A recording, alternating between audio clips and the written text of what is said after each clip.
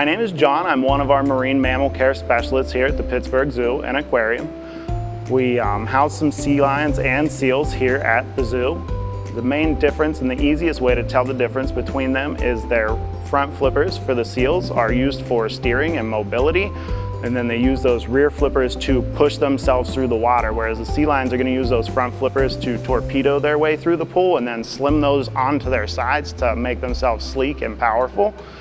Up on land, however, the sea lions are able to take those hind flippers and get them up underneath themselves to move around on all fours. The seals are not able to do that, so they're going to use those rear flippers to then worm across the beach in like a slug type of manner, whereas the sea lions are able to kind of waddle about and move around a little quicker up on land. The other easy ways to tell the difference is their ears. The sea lions have ear flaps externally on the side of their head, where the seals have more of a pinprick ear hole inside of their head. So if you've got the side view on those seals and sea lions, that's going to be your easiest differentiation between the two. Seals and sea lions are part of a species called pinnipeds. That means flippered arms, so they're able to use those flippers to then move about in the pool. As far as noises and stuff that the animals make, you're going to hear a lot more vocalizations from the sea lions. They've got a bunch of different outputs that they're able to make.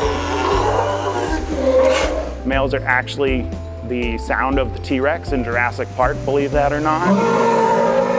And then elephant seals are a little bit different of a bunch. They're not quite as vocal. They do have like it's almost like a chicken squabbling type of noise. As young pups, they'll squabble about on the beach and kind of bark and yell at each other in a totally different manner than what the sea lions would. So Ellie came to us because she was cross-eyed, so she had a very hard time finding fish inside of a pool. She was rescued from the rescue center malnourished and underweight. So then they go through a series of projects to check those seals back off as to whether they can be re-released and rehabbed out into the wild.